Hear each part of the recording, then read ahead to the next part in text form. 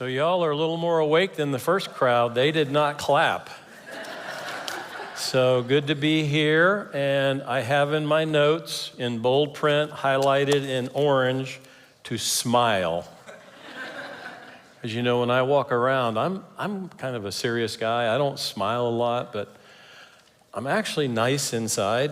But I just want you to know that I'm excited to do this today. This is the end of a marathon for me.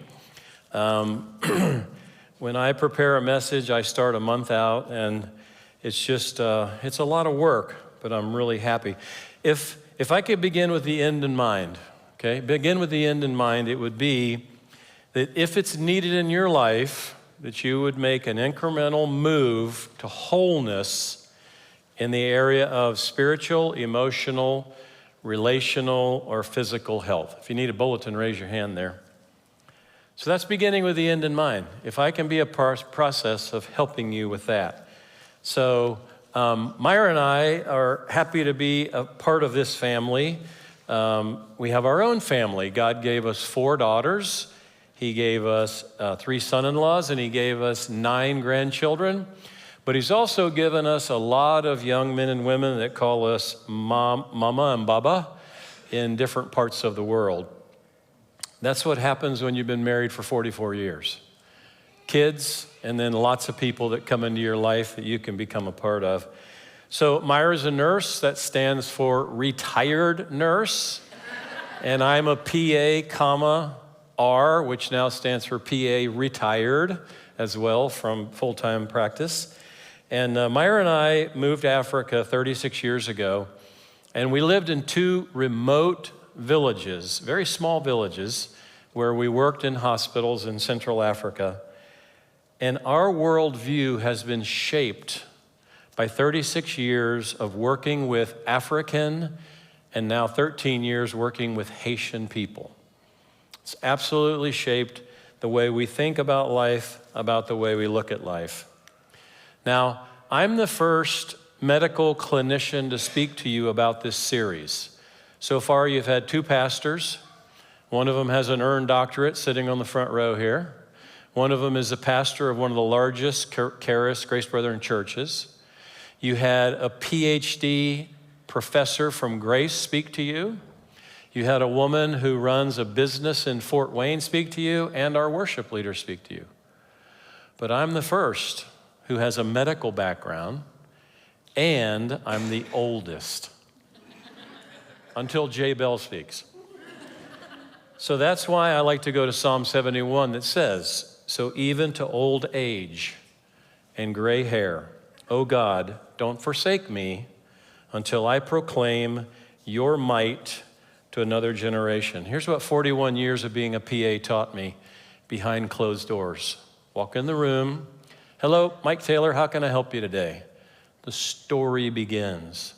Here's what I learned. People need compassion, they need encouragement, and they often need sympathy. If you have their disease, then you can empathize with them. If you don't have depression, anxiety, coronary artery disease, an addiction, insomnia, diabetes, degenerative joint disease, eating disorder, weight issues, you live long enough, you'll get one of them. And guess what? Then you will be sympathetic. Until then, really work hard at trying to be sympathetic. Now, no grandpa would be a grandpa if he didn't have one grandchild story. And this is Kenley, and this is an old picture of her. And I just love it so much, I wanted to use this one. She came into my office the other day and said, "Poppy, Nana just made cookies. You want me to bring you a couple?" I looked at her and I go, "Kiki, I can't eat cookies." "What? What's wrong with you?" I said, "Kiki, when you get old like Poppy, sometimes you have diseases and health problems and you can't eat sugar and things that are real high in carbohydrate." "Okay." I said, "But Kiki, you're young, you're strong, you're healthy, you can eat anything you want." She goes, "Poppy, I cannot eat poisonous snakes." Where did that come from? Now, That kid is fearfully and wonderfully made. You know, as I wrote this, I thought, you may not feel fearfully and wonderfully made today, because you may be suffering from one of those diseases that I said to you: physical, psychological, emotional, relational. And you may not feel it. So I want you to understand what these two words mean here. Fearfully means to stand in awe. When we look at the human body, and I studied it, I worked it for 40 years, I'm absolutely amazed and am in awe of the complexity of the human body. The second word, wonderfully made, means that you are distinct and you are marked out in God's eyes. No two people in this building are alike. That's why we all look so different. Everything about us is different. Please, please, please avoid comparisons. Do not compare yourself to other people. It's scriptural. It's biblical not to do that, and here's why. When they came, they looked at Eliab and thought, surely the Lord's anointed is before him. But the Lord said to Samuel, do not look on his appearance or his height of stature, because I rejected him. For the Lord sees not as man sees. Man looks at the outward appearance, but the Lord looks at our hearts. That's what God's looking at. I can't tell you the number of young people that I had to counsel over 40 years. It's not what's on the outside, it's what's on the inside. It's so much more important. Now, having said that, a good heart, right, is no excuse for ignoring your physical health, nor is great physical health an excuse for ignoring your spiritual health. Looks can be deceptive. Now, I was going to spend a lot of time on human anatomy. Reg said something about anatomy. Pastor Jim said something about anatomy. And I thought that could be pretty boring for you. But I had to tell you about one piece of anatomy. Just one. It's the human ear. So when you came in and said, I think I have an ear infection. I think there's something in my ear. I think something's going on. And I would look. The first thing I would have to do is I'd have to get past your tragus. That's this little thing right here. This little piece of skin right here. What do you think the number one thing patients said to me before I looked in their ear, and I probably looked in 10 to 15,000 in my lifetime? What do you think patients would say? I'm sure my ear's dirty, I apologize. And you know what I would say to every single one of them? I've never seen a dirty ear. Unless people do two things. Unless kids put the dirty thing in their ear, and I've taken hundreds of dirty things out of ears, or you use Q-tips and strip away the healthy wax that God put in your ear. Now, I forgot to say this first service. Do you realize that wax is an antibiotic and it's hydrophobic? It hates water. So when water goes in your ear, if there's wax in there, the water comes out. If you swim a lot and you've been stripping the wax away, you're going to get swimmer's ear, which is a horrible infection. I had Myra go get her Q-tips this morning. Bad girl. And guess what's on the bag? Do not put these in your ear. A Q-tip. Why do you people put them in your ear? Okay, so I don't want to diverse. Go into the ear, external canal. It's narrow at the end, and at the end of it is your eardrum, right? God designed the canal so that it narrows near the eardrum, so as I'm speaking to you, what I'm saying is amplified as it hits your tympanic membrane, as it hits your drum. When it hits your drum, it hits 3 little bones that will fit onto a penny. You have 6 bones out of 206 that can fit on a penny.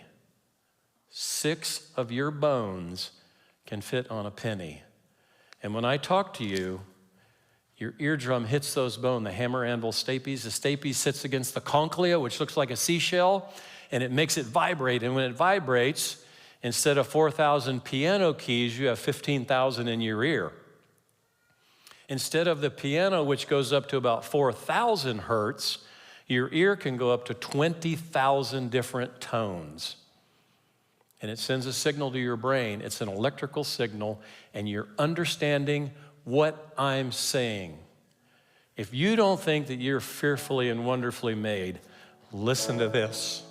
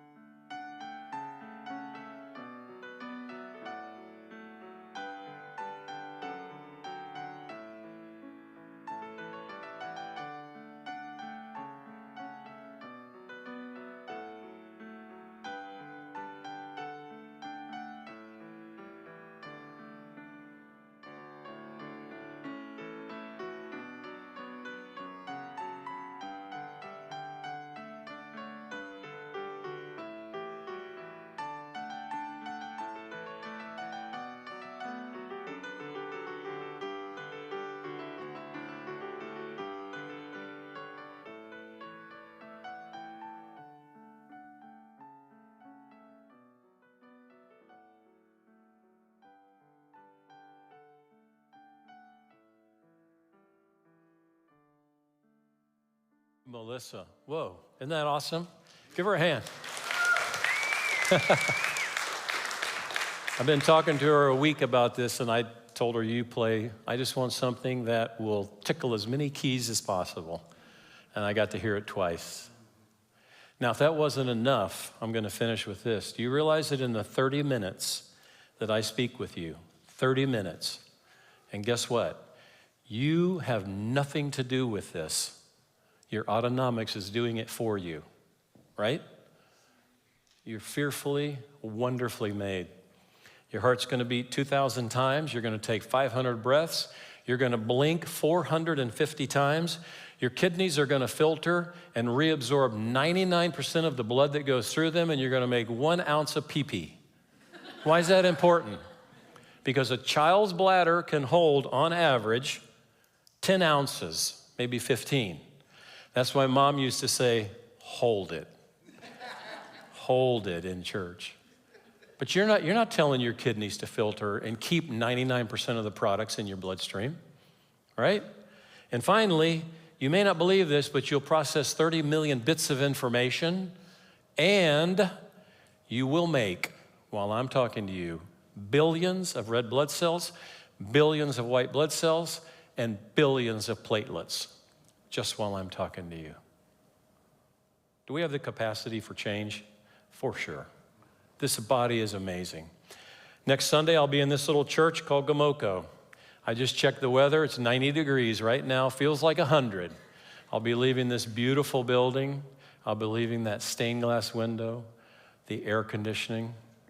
But you know, Africa has taught Myra and me so much about life that I wanted to share some of the wisdom of Africa with you today. This is Atta. Atta died when she was 102 in a country where the life expectancy is less than 50 years for a woman. She doubled it. We did not speak Atta's tribal language, but she understood our Sango a little bit, and we used to just sit with her, especially Myra. Myra would sit with her for a half hour, 45 minutes, and she would hold Myra's hands. She would pick it up, and she would kiss it. And she would say things to her in her language, which we'd have to have somebody come over and translate. Her grandkids used to sit on her lap every morning, and she would wrap her arms around them and pray for them. Let me tell you the first thing I learned. The axe forgets, but the tree remembers. This morning, I'm an axe. This morning, you're a tree. As I talk to you about physical stuff, about your body, I could say one thing that chops you and you never forget. Remember that, dads. Remember that, moms. Remember that, spouse. What we want to do is we want to be careful with the axe. The tree has a memory. The tree can carry a scar. In fact, the tree can carry a scar. In some people, it's with it for life. If you want to go fast, go by yourself. If you want to go far, go together. Study people that change their mind on January 1st, and I'm going to do the following exercise regimen, going to buy the following machine, where they're at on January the 15th. If you've had a bunch of false starts in your life as it relates to emotional, spiritual, social, and physical change that you know you need to do, consider partnering with somebody. Teaming up will help you with false starts. And then finally, my absolute favorite, the best time to plant a tree is 20 years ago.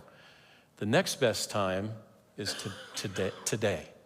Now, if you had planted a tree in your life spiritually, emotionally, physically, relationally, today you would be enjoying the fruit, the shade, and you would be enjoying the maximal benefit of that tree because it's matured. But if you haven't done that, don't beat yourself up. Start your first step. One step is better than no step at all. Be sure to plant the tree in your life. I like listening to podcasts when I walk. I walk every day, and I usually listen to two. One is spiritual, one is secular, and I like to listen to Dr. Peter Attia, who's purely secular, no spiritual application whatsoever. He's a physician and a physiologist, and he has a podcast called The Drive. And in The Drive, he talks about lifespan versus healthspan. Now, he's not a Christian, so he believes that if you have a good health span, you can change your lifespan. I'm a Christian. I don't believe that. I believe that my lifespan was predetermined. I'm going to share scripture with you to prove that. And it's the number of days from when you are born to the day that you die. Okay? Health span, on the other hand, is three things. It's a concept that focuses on the number of years that you remain free of significant illness or disease. I have 3 significant diseases, okay? I fight them every single day. In fact, I've looked at my blood sugar 4 times since I got here this morning because I didn't take my medicine because I didn't want to get hypoglycemia and pass out on the stage. So I have to fight it every single day. But you can ask my wife, it has not changed the quality of my life, okay? So if you're out there and you have a disease, don't let it change the quality of your life by giving up. Number 2, optimizes the number of active, healthy, productive years that you enjoy. That's secular, just enjoy. But here's the bottom line, folks. This is the whole reason I invested time to preach to you today. It is not for self-gain, but for sustained service to the one who gives us life. We want to be healthy in our old age so we serve God until we die. We want to be healthy in our young age so we can serve God. This verse is very important for us. It's from Ephesians 5. Paul wrote this, "Look carefully how you walk, not as unwise but as wise, making the best use of time because the days are evil." You know what? I don't see a time counting down. What time am I supposed to finish? Just go. Okay. I hate going over. I'll just go over. He said it doesn't matter. Make the best use of the time. This is not chronos. This is a chronometer, right? It's minutes, seconds, it's hours. Paul wasn't saying make the best use of a minute or an hour in your day. He used the word kairos, which is a Greek word which means 2 things. It means a season of life or an opportunity. We have to make the most use of the season of our life, whether we're young or we're old or we're in between. And we have to make the best use of opportunities. Now, we have to do it because the days are evil. And I went online, I AI'd, I Googled, and I could have given you a list this long of all the bad things that happened since last Sunday, but I'm only going to give you a list this big. And it happens every week, every single week. 22,000 babies are aborted. 300 people are murdered, killed in cold blood in our country. In this great, amazing country, 300 people get murdered. 800 people die in a car accident every week in the United States of America. And 546,000 children are abused or neglected in this great republic. That's why we have to be wise and not walk like the unwise that do this stuff and take advantage of the opportunities that God's given us. Now, I don't normally talk about generations because I think there's too many generalizations about generations.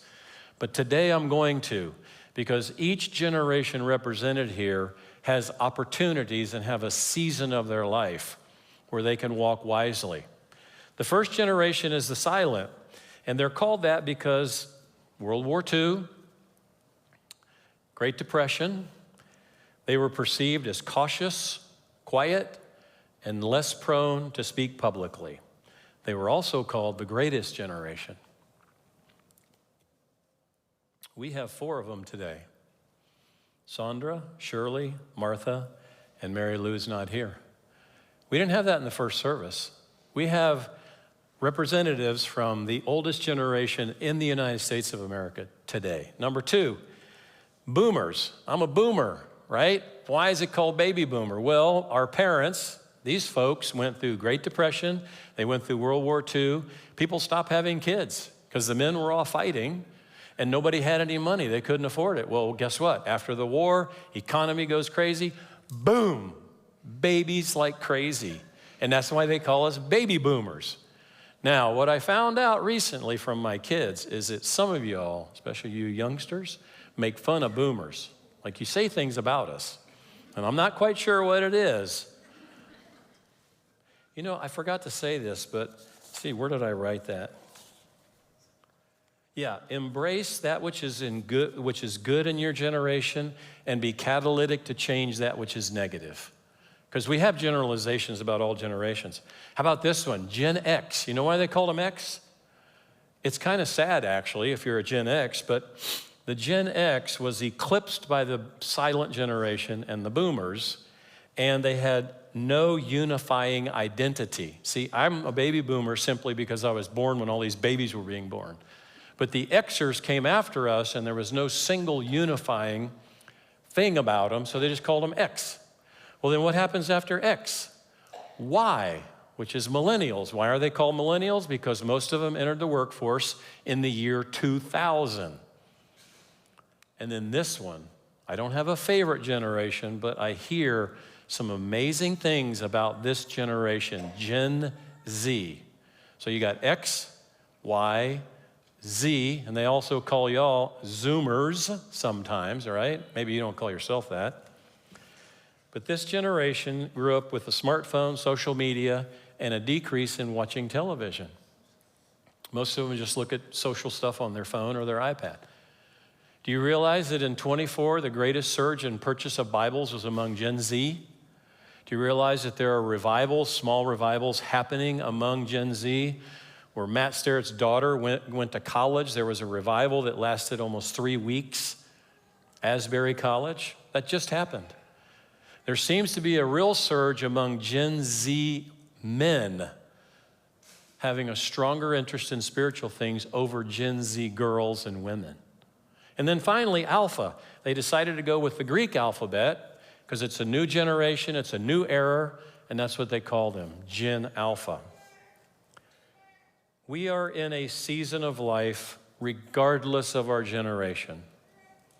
And whether you're the greatest generation, which means you're older, or you're Alpha, which means you're little, young, 12 years old, or you're Gen Z, which means you're in high school and college, or my age, the boomers, or the X's,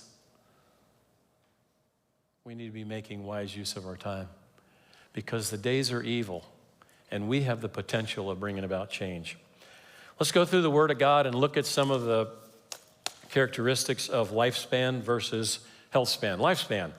Job 14 says, his days are determined, the number of his months is with you, and you have appointed his limits that he cannot pass. Psalm 39, Lord, make me know my end. James 4, tomorrow? What are you going to do tomorrow? You don't even know if you'll be here tomorrow because you're here today and you're like a mist. Poof.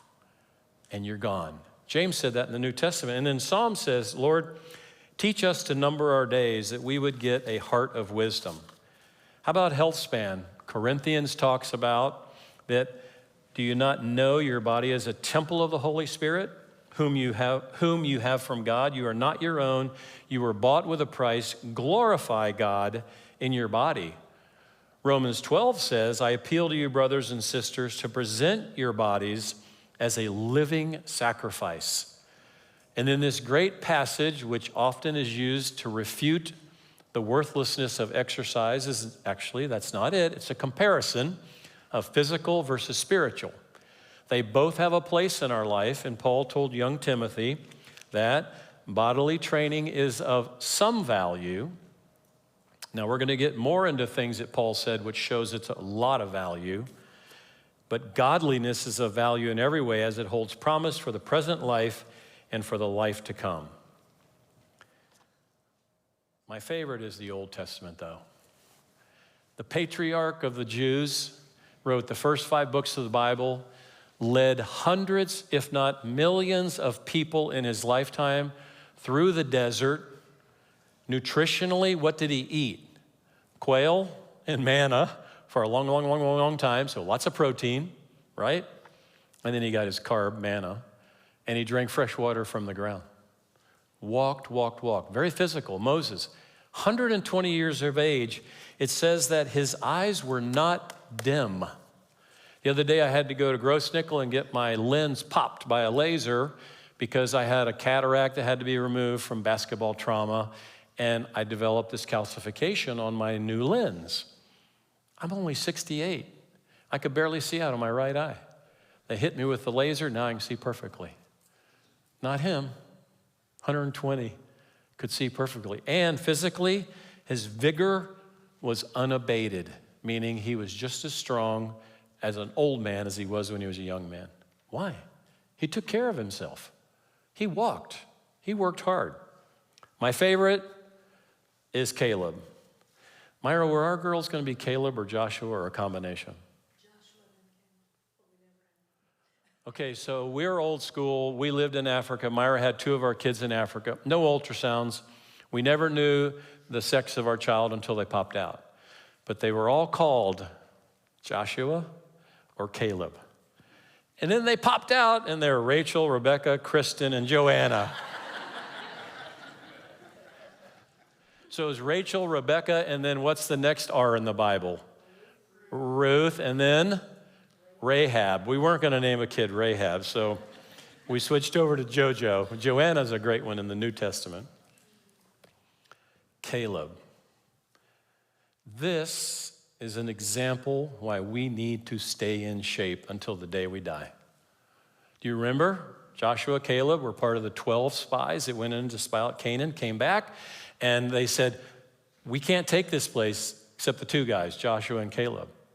Do you remember when the crowd was going to stone them and kill them for saying, we can't go in there, we're like grasshoppers in their eyes, they're so big. Who said, shh? Who silenced 100,000 people? Not Moses, not Joshua, but it was Caleb. I've often wondered why there's not a book about him in the Bible. He walked for 40 years for a sin that he did not commit. Think about that.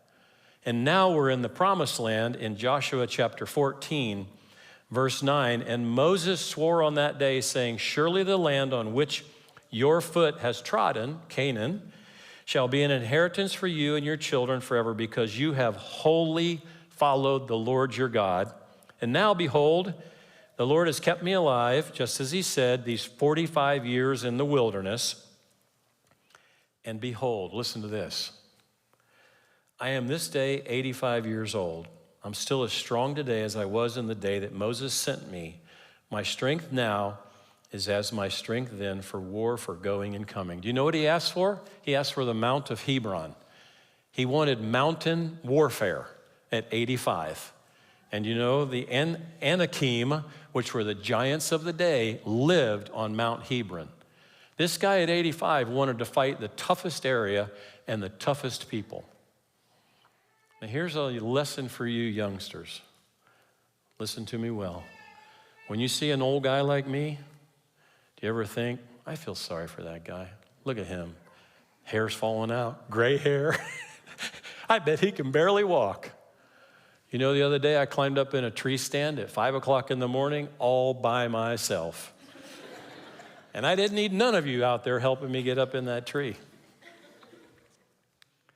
Look at what Paul does in the New Testament. He talks about running, boxing, discipline, self-control, long distance, endurance, perseverance, strive for the finish line, press on, wrestle, struggle, fight, finish the race, win, and persevere. And look what John said to Gaius. This is kind of a summary of our series. I just think this is an incredible verse. He said, Gaius, beloved, I pray that all may go well with you.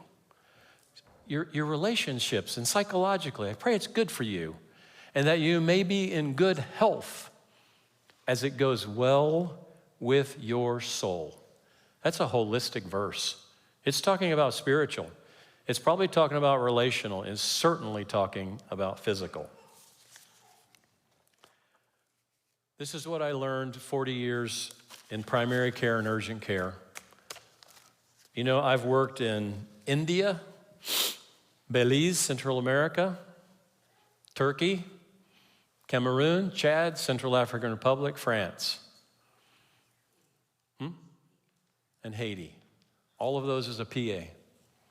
I've had the chance to take care of people from all walks of life, all kinds of diseases. I've taken care of diseases that you will never see in this country, ever.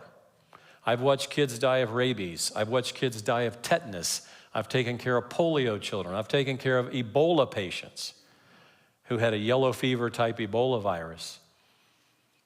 And you know what I learned? I learned that lifestyle modification is hard. In fact, it's very hard. But taking a pill is less hard. Now, I take pills every single day, and I wrote less hard because I hate doing it. And I pray for the day when I don't take a single pill. I really do. I'm working hard to try to make that happen. So far, my doctor ain't allowing it to happen. But I'm saying to you, hypertensive patient comes in, put them on a beta blocker. 3 months later, come back, still eating salt, still haven't exercised, still haven't lost 5 pounds. You put them on an ACE inhibitor. Come back 6 months later, they still haven't changed their lifestyle. You put them on an ARB. Next thing you know, they're taking 3 drugs for hypertension. Diabetic comes in, start with metformin, doesn't work. Glyburide, doesn't work. Give them Trulicity, give them a shot, doesn't work. Start them on insulin. When some of those type 2 diabetics, if they had modified their life, they would get off all that stuff, or at least off of most of it. So here's what I learned with patients, and this is what I've learned in life. By moving incrementally, we are more likely to build a culture that welcomes change. All right, so as you think of your spiritual, emotional, physical, and relational well-being, and if you're thinking right now, there's an area that I've got to change, you'll do best if you start incrementally. Okay, don't go get a treadmill and a stepper and think you're gonna change overnight. Start small. I'm going to share with you how I think you can start small. Pray. Pray every day, but only pray for 5 minutes. And what you're going to find is you're going to want to pray more than that. Number 2, create a prayer journal. Somebody taught me this when Myra and I were first married over 40 years ago. Write down what you're praying about and keep it. I've got about 15 of those journals tucked away in a fireproof box, and I hope when I'm dead, my kids read every single page. Write down what you're praying about. It'll help you do a better job. And then if you love apps, just get the Echo app. Put it on your phone. It's a great app. It's easy to use. You can categorize how you're going to pray. Number 2, my dad was a carpenter, hardworking carpenter in South Florida. In the summer, it was always 100 degrees every day, at least. But my pop got up every day and he read a psalm and he read a proverb every single day of his life. I saw him. I watched him. And he wrote me a letter before he died and he said that. I actually have it hanging on my wall because he read a proverb that day and it reminded him of me, and I have it on the wall. Just read a proverb, read a psalm. If you're trying to get into the habit spiritually. Number 2, consider reading your Bible in public. I do a Bible study with 2 guys in the church. One of them sitting here right now. We go to Martin's, and what we do is we bring a Bible and we put it out on the counter. And this last week, after everybody left, I hung around, and a gentleman came by and said, "You have a minute?" I was on the phone. I said, "Just a minute." 10 minutes later, he comes back. I go, "Yeah, what's up?" He goes, "You have a Bible open on the counter there. That's pretty cool." He goes, "I've been teaching the Bible for 40 years as a pastor, and I just want to tell you thanks for having the courage to open a Bible in public." And then get yourself a little 1-year Bible. I get the small one because I travel a ton, and just get it and read it every day. It takes like 5 minutes to get you in the Word. And I struggle with some of the Old Testament because it's just so complicated. I'm in Jeremiah right now, and I just plowed through Isaiah. But you know, I learned things, these remote scriptures, that really helped me in my life, things I never remember reading before. Socially, we have an epidemic in our country right now, folks. It's called loneliness. We got a lot of lonely people. And I would recommend that you consider using your home for a social gathering once a quarter. And if you spend 2 hours, that's 8 hours in 1 year that you would open up your home to somebody. I'll tell you a way to get started is get a good book on hospitality. The simplest way to change the world, biblical hospitality as a way of life. Just consider getting a book and reading it. And then pay attention to your body mass index. A BMI is simply a calculation of your height and your weight, and you should be 25 or a little plus or minus, okay? Look at yourself, weigh yourself, go online, type in body mass BMI calculation, and see where you're at and say, you know what? I'm in a category, I'd rather be in the category just below that. All right?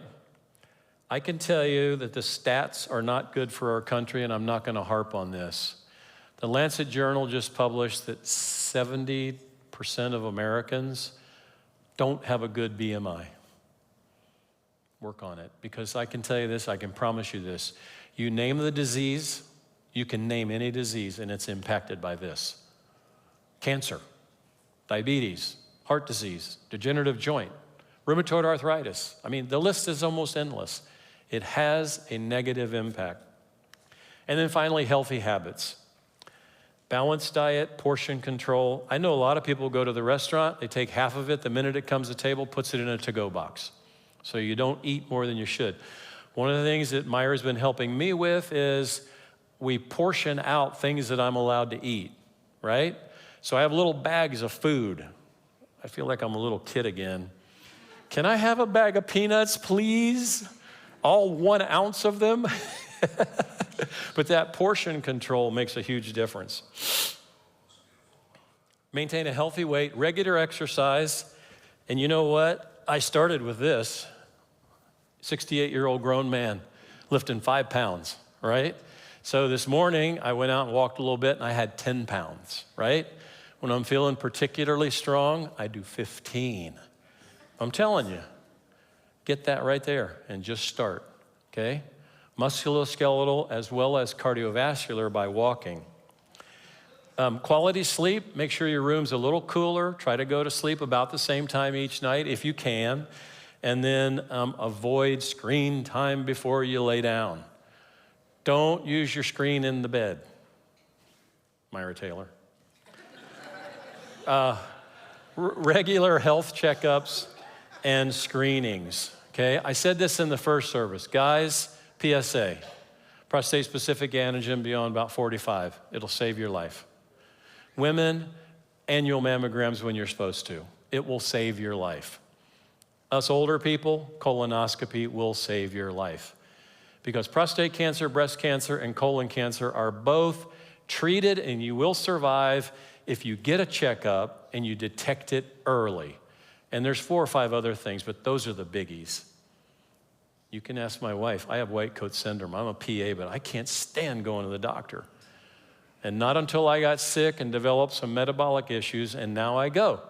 And I go faithfully, and I do everything that Jennifer tells me to do. Avoid smoking and fight your addictions. So here's what we're going to do as Melissa plays. You're going to see 4 slides. And I want you to please get your pen out, or if you don't get your pen out, please keep this in your brain. Reflect on one incremental change. Incremental, just a simple step towards one of these 4 areas in your life if you need it, okay? Enjoy the music. Take a look at the slides.